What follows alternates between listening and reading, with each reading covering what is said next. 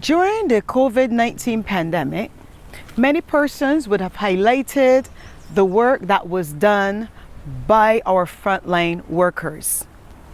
However, now that the protocols have been somewhat relaxed, we still wish to salute those persons who are still working on the front line to secure us here in this island of Barbados. So at this time, I just want to highlight one of those departments, the Royal Barbados Police Force, and acknowledge the work that they have been doing throughout this time.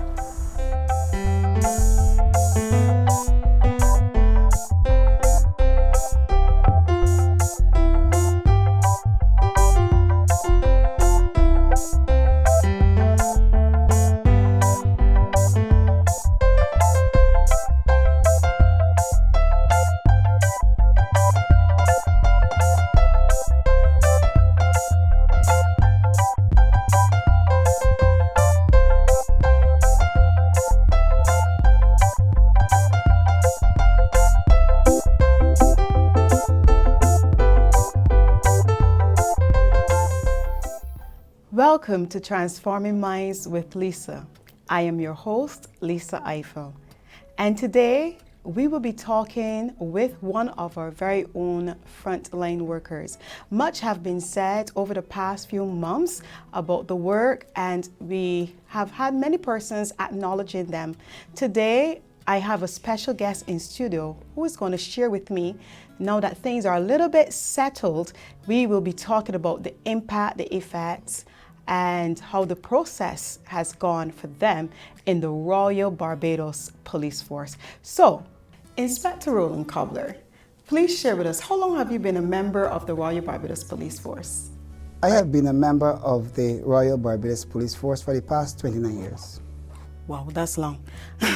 What inspired you to become an officer? Oh, my inspiration came from my sister, who at the time was a member of the organization. My initial goals were to be part of the healthcare system. However, on completion of secondary school, I developed this belief that I wanted to join the organization to protect my sister. Oh, okay. So it was out to protect your sister, but we all benefited from that. Okay. Wonderful. So we're going to get a little bit into your life. So are you married? I am not yet married. You said yet. The coronavirus impeded those plans. My fiance and I, we were supposed to be married on the cruise ship, our first cruise together. However, because of the virus, those plans are still in motion. Okay. Well, congratulations in advance. Are there any kids? Present, I'm fathering two boys, 8 years old and 14 years old. Okay. So while working during this period, we know that your job is what we consider a risky job any given day, but working during this COVID-19 period, did it affect your family differently? The effects for us were manageable, taking into consideration that we as a family had to adjust to new norms due to the pandemic. My fiancé and my son both in the educational system. She's a teacher, he's at school. So the new norms, helped us to adapt together to support each other as the pandemic unfolded. Okay, wonderful. I guess that would have posed a little challenge because I guess she had to be online and yet still trying to teach and make sure that the children are online. And that was a stressful period for her, like most teachers for sure. Yes, my hat's off to the teachers. We'll talk to them, we'll hear a parent's perspective coming up very soon, and we will also acknowledge and salute the work of those teachers. So with all of that, were you able to still get your off days and all of that? Well, fortunate for me, really, the area I work still allowed me to get my off days. And like most officers, off days were still possible to avoid that burnout for sure. So yes, we were still able to get our off days. Okay. So what is a typical off day for an officer like? What do you do to relax? And in the midst of all that was happening, for most persons, our relaxation was almost every day. We were at home on lockdown. Yeah. You guys were still going out there, interacting with the public and doing your normal duties. But so what was your relaxation days like? Beaches were closed. Yeah, well, after those, real tiresome days of trying to ensure that the Barbadian public, that they were complying with the emergency management order, for me, relaxation at home was simply watching movies with my family, going for a walk on evenings, or simply just laying in bed and having a conversation. And when he said walk, he meant after the curfew was lifted, yes? Right? Yes, after the curfew was lifted, yeah. Okay, was there any time during this period that you felt afraid of becoming infected or exposed to COVID? Well, I did have some anxiety becoming infected with the COVID-19, but this was especially heightened by the fact that I made the decision to travel to London in early March when the virus was causing major concerns. This travel was to facilitate a young Barbadian youth to receive the Princess Trust International Global Award. Young people around the world who participated in the Princess Trust International Team Program, they were eligible for this prestigious award. Now, the Princess Trust International Team Program is a program that targets at-risk youth between the ages of 16 to 25 who are unemployed or not engaged in any formal aspects of educational or vocational training. And this is facilitated by the Royal Barbados Police Force in conjunction with the Princess Trust International. Now, Akeem Cox, a 24-year-old young Barbadian male from Fair Valley in Christchurch, he won that award. And we had to make the decision, if we were going to travel to the UK, for him to receive that award. And this was a time when the organizers of the Global Award, they were canceling the award, and they left the decision up to us. Do you want to come? And he has never traveled in his life before, and having won such a prestigious award, I understood the contentment that he felt. Because for me, I won a prestigious award when I won the top Caribbean Community Officer for 2018. So I spoke to him and said, look, we are going to put all the precaution measures in place, and we're going to take those 7 days in the UK. And that's when the anxiety really was high for me as related to the COVID-19. Huh? Wow. Congratulations, Akeem. That's awesome. Okay. What was your biggest challenge, personally or professionally? You can share either, but what would have been your biggest challenge during this pandemic? For me, my biggest challenge was ensuring that I constantly reminded myself the importance of keeping safe, especially performing my demanding tasks and responsibilities. So I had to make sure that I kept reminding myself, despite all that was happening around me, that I had to be safe. So remembering to follow those sanitization processes and that stuff, because working in the field and then going home to your family, I wanted to make sure that I didn't take the virus home for them. Wonderful. I guess that would have been very important, saying that they're staying indoors to be safe, yeah. But you still have to come outdoors and interact. With the public, yeah. Yes, understand. Okay. Would you be at liberty to share with us if you would have noticed, or if the department, would have noticed any decline in crime during the lockdown period? Yeah, I can say that during this period, there was a decrease in overall crimes, and especially burglaries, and burglaries have always been our volume crime. But we did see a decrease in overall crime, especially burglaries. However, we did see an increase in cases of domestic violence. So that violence, family against family, spouse against spouse, boyfriend against girlfriend, we saw a slight increase in those type of cases. Okay, and I guess one could understand why that would happen, being forced into staying in the same space for an extended period. Unlike the regular day, you would probably just be in with that person for a couple of hours, probably when you're ready to go to bed most of the time. But now you're forced into staying the whole day, then all night. I am sure I can understand, not saying that we are in support of such in any form or fashion, but we'll be discussing that on another episode. All right. So did you get much calls about curfew breakers? Oh, yeah. I am curious about that one, because I was home more than once and I heard cars zooming past and all of those things. We received calls about curfew breaking activity, and we responded appropriately. Okay. Was that easy? Not necessarily, but we have to respond. I mean, there's no way you could have catch those guys that was passing my home. I mean, I would be inside. I would hear the car just zooming by. And I'm like, okay, obviously that's not one of the frontline workers. Probably not. I don't hear any sirens, nothing like that. And I guess during that period, persons would have taken some unnecessary risks sometimes just to fulfill probably certain obligations that, we were not aware of. Okay. I would have noticed on the news, they would have made mention to just a few persons who would have been, I guess, arrested, if I can use that term, as it relates to breaking the curfew. But could you shed a little bit more light on that? Because we didn't hear much about persons, or should I say curfew breakers. What I can say that between that period of March to June, when the curfew was implemented, we recorded at least 223 cases of curfew breaches.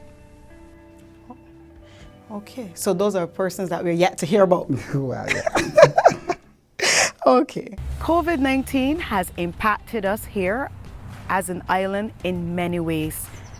We have had the opportunity in times past to just walk into the supermarkets, pick our groceries up, head on out. We were faced now with a situation where we had to get into long lines, we had to wait on particular days before we can go to the supermarket. So things like running to the store became not so normal for us here anymore. Things we took for granted, being able to go to the banks, even accessing our money through the ATM services became extremely difficult. I must say, however, thanks to all of those persons who work tirelessly behind the scenes, pushing and assisting and helping in whatever way they can to help the transition of that process and to make us as a people and a nation feel comfortable and secure as we rode out that storm together. Inspector, would you say that from what you have seen, heard, and experienced during this whole pandemic, would it be enough to deter, maybe say a young recruit or even a young officer, or cause them to want to leave the force? I am of the opinion that it should not, taking into consideration that once individuals adhere to the relevant protocols, the likelihood of contracting the virus will be greatly reduced. Based on the current environment where unemployment has been significantly impacted, I'm of the view that the better option would be to put all those possible remedies in place for prevention and remain employed. The better option would be to be employed and not unemployed. So if you're going to, let a pandemic where there's the possibility for you to protect yourself, to drive you in the fact that you are so fearful you don't want to do it, yes, people have emotional feelings that are different, but from what I've seen, the protocols so far have worked, and they can work once persons practice the correct protocols. And I think that once you do it, being in law enforcement or any employment would be viable in this day and age. So adhering basically to the protocols would be key? Would be key, yeah. Okay, but is there such a thing as social distancing for an officer? That depends on the circumstances that presents themselves, because the reality is that law enforcement, or the nature of law enforcement, may require you to have to enforce an arrest. So yes, social distancing and law enforcement will depend on the circumstances that presents themselves. Was there any particular day during this pandemic period that you felt more challenged than usual? Because I'm asking this because I know for sure that I am one who had to go to the supermarket at some period of time, and the long lines and the threats of even the outbreak of violence, and I saw that they had to get police officers were called in, and things like that. So well, for me, honestly, Lisa, there was no particular day that I would refer to as having impacted me most during the COVID period.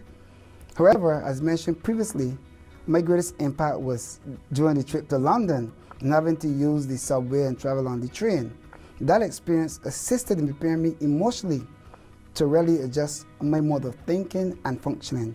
So on my return to the job, after the precautionary quarantine period, it was clear in my mind that I had to do what I had to do in order to keep myself safe and by extension my family. So for me personally, it prepared me emotionally for what I had to deal with, knowing that, there'll be situations where you will have to, confront persons who will probably be unruly, but at the same time being mentally aware that, there are certain things that you would have to do to protect yourself. So that experience prepared me for that. Okay, all right. What are some of the precautions that your department would have put in place since COVID? Well, the department has followed all the prescribed protocols outlined by the Ministry of Health and Wellness. So the wearing of masks, temperature checks, and sanitizing was also implemented. The practice of social distancing also when practicable. So, our organizations, persons coming to our various departments will go through that stringent period of, masking, sanitizing, temperature check, and social distancing. Okay, so if I was to go to the police station now, I would have to... You have to enjoy those same protocols, yes. Okay, wonderful. So now that many of the restrictions have been lifted, is there anything that you would like to share from your observation, what you're seeing daily with the general public? Well, my advice to the general public would be, don't become complacent, taking into consideration that this virus can be asymptomatic, where you can have the virus and not display any signs that you have the virus. They must continue to practice the relevant safety precautions and be responsible in their behaviors. We've been seeing some videos of persons partying without masks, social distance, going through the door. So they still have to be responsible because the virus is still very much with us.